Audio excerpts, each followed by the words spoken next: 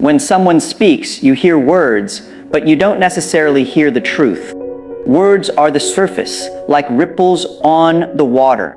They give you some sense of movement, but they don't reveal what lies beneath. If you take them at face value without any reflection, you risk being deceived, not always intentionally, but simply because most people don't say what they mean directly. They say what they believe they're allowed to say, what's safe to say, or what they've learned will protect them in the moment. That's why understanding people requires something more than just listening to their words. It requires a willingness to look deeper, to ask, what is the intent behind this? What lies underneath this statement? Consider how often people speak not to communicate truth, but to manage perception. When someone says, I'm fine, how often is that true? More often than not, it's shorthand for, I don't want to talk about it, or I don't trust you with the truth of how I feel. In that moment, the words serve as camouflage. They give you the illusion of clarity, but the real message is hidden. If you simply accept the words at face value, you'll walk away misled, believing there's nothing deeper. But if you pay attention to tone, timing, and context, you'll realize those two words, I'm fine, can actually be a plea for understanding or a wall being raised to protect vulnerability.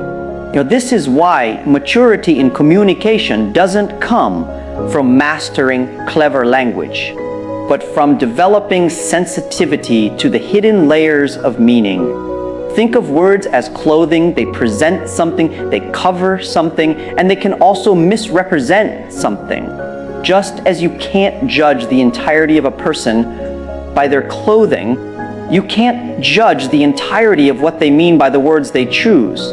You need to look for the signals beneath the surface. And if you ignore that depth, you live naively, always vulnerable to misunderstanding, manipulation, or disappointment. But this isn't just about protecting yourself. It's also about compassion.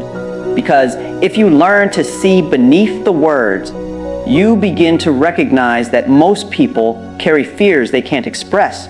They might criticize you harshly, but what they're really saying is, I feel insecure in comparison. They might boast about their success, but what they mean is, I need you to affirm my worth. They might withdraw into silence, not because they don't care, but because they're terrified of saying the wrong thing. If you only look at the surface, you'll misjudge them. You'll take their words as final. But if you look deeper, you'll begin to see their humanity. Right? This ability to look past words and into intent is also the foundation of wisdom. Socrates once said that wisdom begins in wonder. But I would argue that wisdom in communication begins in suspicion. Not the negative kind, but the kind that says, maybe what I heard isn't the whole story. Maybe there's something more. And if you develop that suspicion, if you train yourself to notice inconsistencies between what is said and what is shown, you stop being fooled so easily. You stop taking everything literally because you've learned that words are rarely the whole truth. And here's the paradox. Most people don't even realize they're hiding. They aren't consciously deceiving you. They're hiding from themselves. They've constructed a language that protects them from their own vulnerability. That's why so many conversations feel shallow. That's why so much of what we hear rings hollow. People aren't lying to you deliberately. They're simply repeating the lies they tell themselves. And unless you've developed the courage to see through that, you'll never really know them. You only ever know their mask. So what does this mean for us? It means that every conversation is an opportunity to choose. Will you listen casually? Or will you listen deeply? Will you take the words at face value, or will you search for intent? And it means you have to ask yourself the same question. When you speak, are you revealing your truth, or are you hiding behind your words? Because if you only ever say what is safe, what is expected, you'll never form the kind of deep connection that makes life meaningful. The task then is not to become cynical about words, but discerning is to recognize that language is both a tool and a veil. It carries meaning, but it also conceals meaning. And the art of real communication lies in learning to see through the veil without tearing it apart, to discern without rushing to judgment, to hear not only the words spoken, but the silence that surrounds them. If you begin to live this way, to treat words as signals rather than final statements, you'll start to notice patterns in human behavior that were invisible before.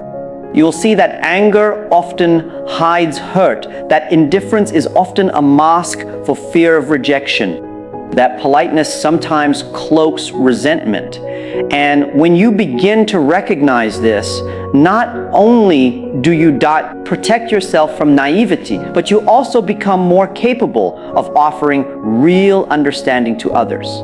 Because once you see the hidden message, you can respond to the truth, not just the mask. And here's the critical point. Every one of us wants to be understood. That desire is buried beneath our words, even when we can't admit it. To listen beyond the surface is to give someone the gift of being seen. And there is hardly anything more powerful than that. So remember this, words are ripples. Don't mistake them for the ocean. Look deeper, listen carefully, and you'll find the real meaning hiding beneath.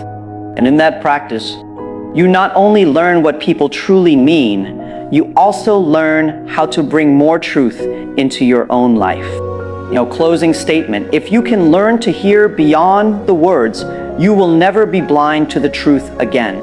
And perhaps in doing so, you'll become the kind of person who speaks less to impress and more to reveal. Most people think communication is about the words that are spoken. But in reality, much of what matters in any exchange exists beneath the surface, in the emotional undercurrent. It's not just what is said, but how it is said, the tone, the pauses, the shifts in energy, the subtle ways emotion bleeds through language. And here's the truth. People reveal more in their emotions than in their words. You can lie with language, but it's far harder to lie with your emotional state. This is why if you want to understand people, really understand them, you have to become attentive not just to their speech, but to the emotional subtext that rides beneath it. Think about this in your own experience. Have you ever heard someone say, "I don't care," in a tone that clearly revealed they did? The words were meant to project indifference, but the frustration or pain in the voice betrayed something deeper. Or consider someone who tells you, "I'm happy for you," but you feel a tinge of bitterness or envy hidden in the way they say it. The language expresses support, but the emotional current reveals competition or insecurity. These moments show us that words and emotions don't always align. And when they don't, you must learn to trust the emotion more than the words. No, this is where discernment comes in. If you take only the words at face value, you might miss the truth completely. Someone may insist that everything is fine, but their trembling voice and defensive posture tell another story. And someone may offer a compliment, but their hesitation, their forced smile, their inability to meet your eyes all signal something else entirely.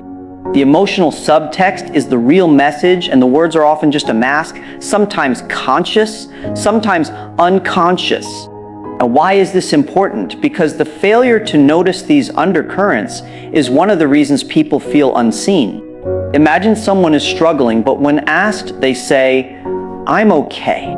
If you accept that answer without noticing the pain in their tone or the heaviness in their silence, you've missed an opportunity to connect on a deeper level. They wanted to be understood, but their fear of vulnerability kept them from speaking the truth outright. If you too remain at the surface, the connection dies.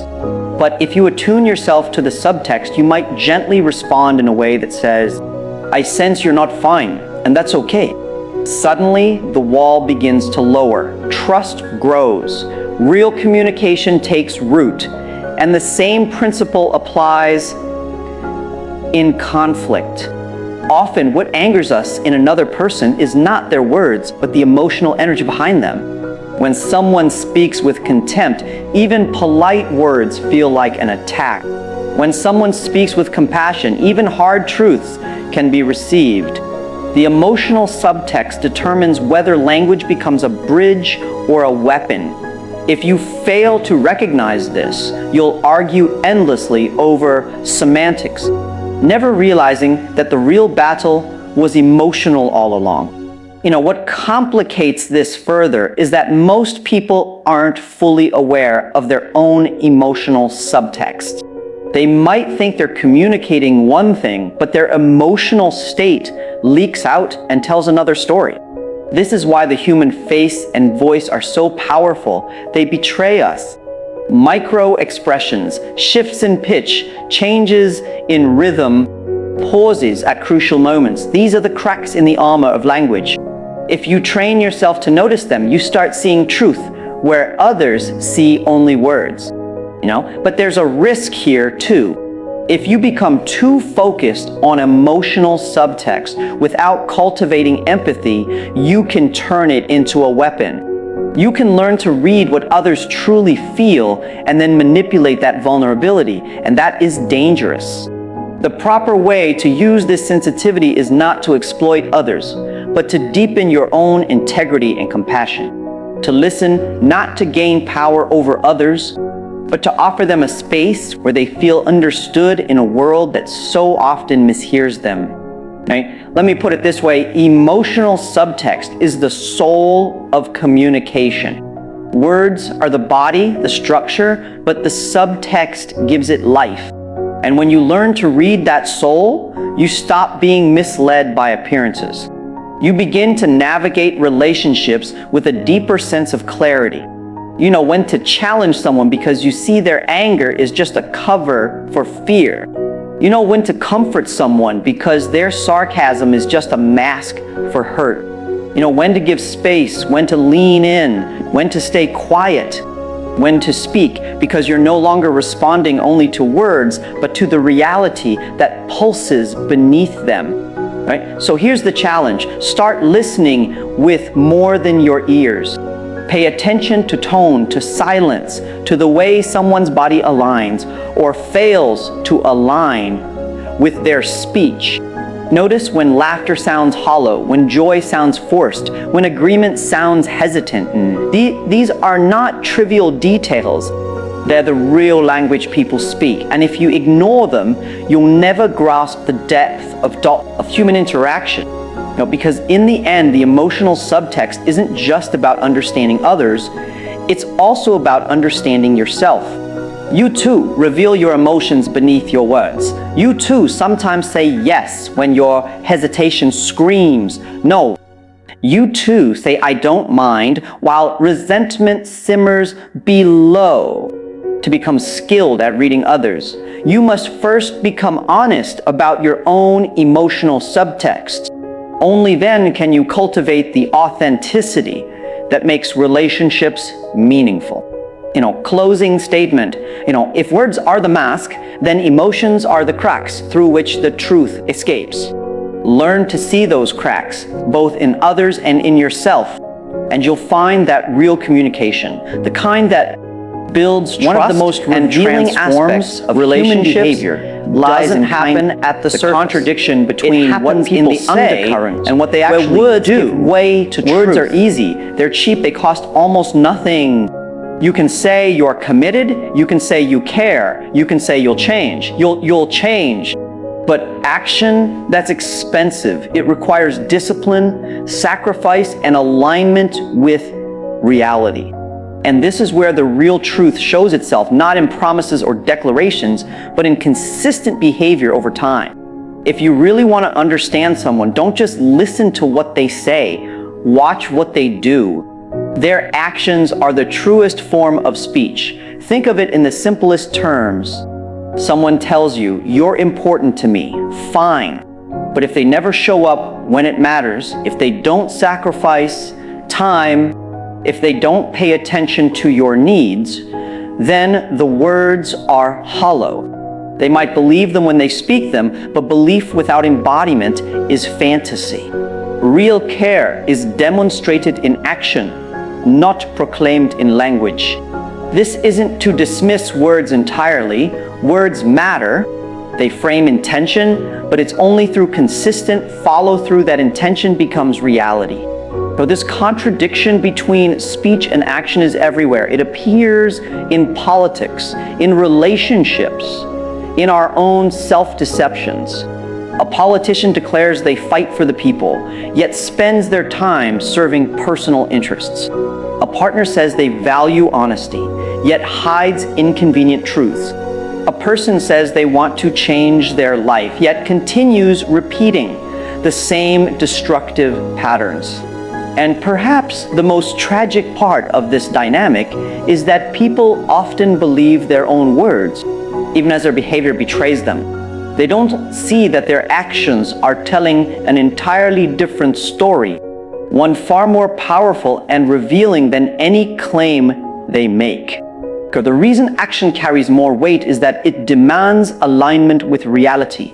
Words are limitless. You can say anything, but actions are constrained by the truth. If you claim to be disciplined but never rise early, never work when it's hard, never delay gratification, then your behavior reveals the truth. You're not disciplined. If you claim to be generous but never give, then the truth is you're not generous. If you claim to care about your health but eat recklessly and never exercise, then the truth is you don't care enough. This isn't cruelty, it's simply clarity. And clarity is necessary if we're going to live lives that aren't based on illusions. Right? But why do we so often ignore this? Because it's uncomfortable. It's easier to accept the pleasant sound of words than the painful reality of action. We want to believe in people's promises because it makes us feel safe. We want to believe in our own declarations because it gives us a sense of progress, even if we've changed nothing. This is why so many remain stuck, because they live in the world of words rather than the world of reality. And if you want transformation, if you want truth, you have to face the dissonance between the two. Now here's something deeper to reflect on. It's not just that people sometimes contradict their words with their right actions. It's that those contradictions reveal what they truly value.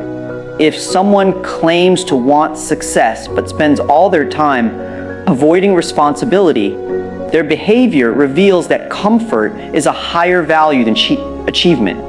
If someone claims they want connection but avoids vulnerability, their behavior reveals that safety is more important to them than intimacy. Actions unmask. And this is critical to understand because until you recognize what people really value through what they do, you'll be misled by what they say, But let's not only apply this outward, we need to apply it inward. How many times have you said to yourself, "I'll start tomorrow"? How many times have you told others that you're working on being better, yet your habits remain unchanged? This isn't condemnation, it's an invitation to honesty. Because until you hold yourself accountable for the gap between your words and your actions, you'll always live in a state of self-deception. And that deception not only damages your growth, it also erodes trust in your relationships. People stop believing in your words when your actions consistently fail to align with them. There's a profound psychological truth here. When your words and actions are aligned, you experience integrity. Integrity isn't just a moral virtue, it's a state of inner coherence. When you say you'll do something and then actually do it, you build trust, not only in the eyes of others, but within yourself. You begin to believe in your own capacity. You cultivate self-respect because your word means something. But when you constantly betray your own promises, you fragment yourself. You stop trusting yourself. And when you don't trust yourself, how can you expect others to? This is why contradictions between speech and action are not trivial. They are foundational to whether your life is grounded in reality or illusion. Every unkept promise chips away at trust. Every empty declaration weakens your credibility.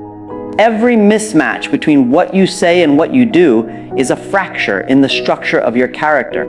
Enough fractures eventually lead to collapse. Now, so the challenge is simple in theory, but difficult in practice. Align your words with your actions. Speak less, but mean it more. Promise less, but deliver fully. Don't tell people who you are. Show them. Because in the end, it's not what you claim that defines you, it's what you embody. Closing statement. Words may build the mask, but actions reveal the face. If you want to live authentically, if you want to be trusted, respected, and ultimately at peace with yourself, close the gap between what you say and what you do. There's a reason. Silence in that alignment lies a kind of power that words often fail to reach. Silence isn't empty. It's full. It carries weight. It communicates things words cannot. When you pay attention, you'll notice that what people don't say often reveals more than what they do say. Silence creates space, and in that space, meaning emerges, sometimes subtle, sometimes uncomfortable, but always real. We tend to underestimate silence because our culture is obsessed with noise. Everyone is speaking, everyone is posting, everyone is asserting opinions into the void. And in that constant stream of noise, silence is misunderstood as weakness or absence. But silence is neither of those things. Silence is presence, it's restraint, it's listening. And it's through listening, really listening, that we uncover the truths people don't always articulate. Think about this. When someone hesitates before answering a question, that hesitation means something. It might signal discomfort, doubt, or a deeper conflict they're not ready to reveal. When someone avoids eye contact, that avoidance carries a message. When someone chooses to remain quiet in a heated moment, their silence might be an act of strength, to escalate into meaningless conflict. Silence is not a void, it's an alternative form of speech. And if you train yourself to hear it, you start to grasp layers of reality most people miss. Right? There's also something humbling about silence. When you listen, instead of rushing to fill the air, you allow truth to surface. You resist the temptation to dominate the moment with your ego. Silence teaches patience, and patience creates room for wisdom. If you're always speaking, you're repeating what you already know. But when you listen, especially in silence, you open yourself to learning what you don't know. And often that is where growth happens. On a psychological level, silence allows the unconscious to reveal itself. People often mask their intentions with carefully chosen words. But their silences, those pauses, those withheld comments, are like cracks in the mask. Through them, you glimpse the deeper truth. You see it in relationships all the time. Partner says, "I'm fine," but the silence afterward screams otherwise. A friend says, "Don't worry about it," but the lack of elaboration reveals that something is very much wrong. Words can be deceptive, but silence rarely lies. This is why some of the greatest insights come not from what's spoken, but from what's left unsaid. If you've ever sat with someone grieving, you know that silence often comforts more than words ever could. It acknowledges the depth of their pain without trivializing it with platitudes. Silence respects reality in its raw form without trying to polish or explain it away. And sometimes that respect is the most powerful communication of all. Now there's also a more uncomfortable truth about silence. Sometimes it exposes our own inability to sit with reality. We rush to fill silence because we're afraid of what it might reveal about others or about ourselves. Silence forces us to confront the things we'd rather avoid. It removes distraction and compels us to face what lies beneath. That's why people drown themselves in noise, constant chatter, endless scrolling, perpetual entertainment. Because silence brings us face to face with our own contradictions, our own discomforts, our own unspoken truths. But that confrontation is exactly where transformation begins. This is why the ability to listen deeply with silence is such a rare and valuable skill. It's not passive. It's active attention, it's restraint that requires discipline. It means holding back the impulse to respond, to defend, to control the narrative. Instead, you let the moment unfold, and in doing so, you catch the meaning hidden beneath the surface. The philosopher Kierkegaard once wrote that silence is the essence of inwardness. That's exactly it. Silence points inward, not outward. It's an entry point into the depth of human experience, rather than just the surface level of words. But silence also speaks about you, not just the other person. Your capacity to remain silent, to listen without immediately imposing yourself, says something profound about your character. It reveals whether you're secure enough to not always be the center of attention. It reveals whether you care more about truth than about being right. And it reveals whether you've cultivated the humility to recognize that you don't have all the answers. Silence is also strategic. In conflict, silence disarms escalation. In negotiations, silence creates pressure that words can't. In teaching, silence forces reflection. And in life, silence creates the conditions for clarity. Think of how many regrettable things are said simply because silence wasn't chosen.